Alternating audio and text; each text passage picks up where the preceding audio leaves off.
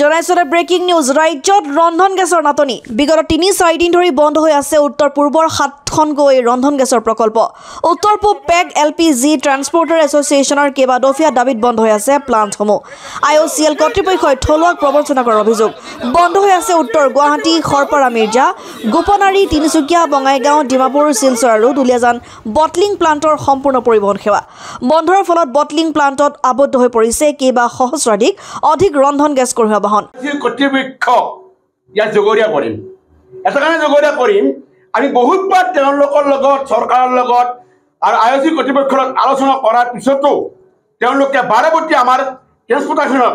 এই বন্যা গোষ্ঠীক ৰঙা নদীখা পাৰি দি তেওঁলোকে আমাৰ অসমীয়া থলুৱা ব্যৱসায়খিনিক বঞ্চিত কৰিব ওলাইছে বাৰবতী আমি তেওঁলোকক কৈ আছোঁ যে আমাৰ যিগিলা ডিমাণ্ড আছে সেই ডিমাণ্ডবোৰ আপোনালোকে চালি জাৰি চাই আমাক সুবিধা কম কৰি দিয়ক মাইনাছ বনোৱাৰ পিছতো তেওঁলোকে বাৰবতী টেণ্ডাৰখন ওলাই দিয়া এটা কৌশল ইয়াত সম্পূৰ্ণভাৱে চৰকাৰে কয় IOC কৰ্তৃপক্ষই দিব IOC কয় চৰকাৰৰ কৰ্তৃপক্ষই দিব এইখন আমাৰ থলুৱা নিবনুৱাসকললৈ এটা হেতালি খেলি আছে এই হেতালি খেলি এইবাৰ কি কৰিছে তেওঁলোকে টেণ্ডাৰখন মনে মনে উলাই দি কি কৰিছে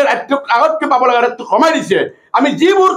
পইচা বকিয়া পাব আছোঁ যিবোৰ ATM পাব আছোঁ আজিলৈ আমাক দিয়া নাই তেওঁলোকে এই কৌশল কৰিছে এই কৌশল কৰাৰ মূলতে হৈছে আমাৰ ট্ৰেন্সপৰ্টাৰ বন্ধুসকলৰ ভাটামাৰা চেষ্টা কৰিছে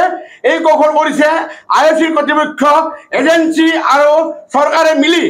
কেনেকৈ এই থলুৱা ব্যৱসায়ীসকলক আঁতৰাই দিব পাৰে কেনেকৈ তেওঁলোকক আমি আঁতৰি গ'লে তেওঁলোকক পইচাবোৰ দিব নালাগে সেই ব্যৱস্থা কৰিছে গতিকে এতিয়া মানি লোৱা নহ'ব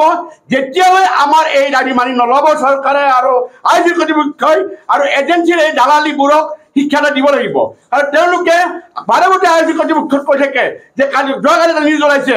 যিহেতু চৰকাৰৰ আলোচনা কৰি বিহিত ব্যৱস্থা ল'ব লাগে এই থলুৱা ব্যৱসায়ীবোৰক এটা তেওঁলোকৰ ওপৰত বিহিত ব্যৱস্থা ল'ব লাগে গতিকে IOC কৰ্তৃপক্ষৰ লগত আমি বৰ দুখীয়া জনাবলগীয়া হৈছোঁ আচলতে যোৱা 13/10/2023 এখন ত্ৰিপাক্ষিক সভা হৈছিলে সভাত অসম চৰকাৰৰ হৈ আমাৰ খাদ্য আৰু অসমৰ যোগান মন্ত্ৰী মাননীয় শ্ৰদ্ধা ৰঞ্জিতা ডাঙৰীয়া আছিলে IOC কৰ্তৃপক্ষ আছিলে আমি ব্যস্ততা আছিলোঁ তাতে এখন মাইনুচ আছিলে আৰু সেই মাইনুচক উলংঘা কৰি হঠাৎ IOCলে মই টেণ্ডাৰখন চূড়ান্ত উলিয়াই দিছে আৰু এইখনৰ বিৰোধিতা কৰিছোঁ কিয়নো আমি বহুতো পাবলগীয়া আছোঁ এইখন মাইনুচ তেওঁলোকে ভেট কৰিছে আৰু এই মাইনুচ মতে তেওঁলোকে আমাক দিবলৈ টকাবিলাক আমাক দিবলৈ তেওঁলোকে বাধ্য অসম চৰকাৰৰ তেওঁলোকে চুক্তি কৰিছে টকাখিনি আমাক দিব কিন্তু টকাখিনি নিদিয়াকৈ তেওঁলোকে হঠাৎ ৰাতাৰাতিৰ ভিতৰতে এখন টেণ্ডাৰ উলিয়াই দিছে আৰু যিখন টেণ্ডাৰে আমাৰ থলুৱা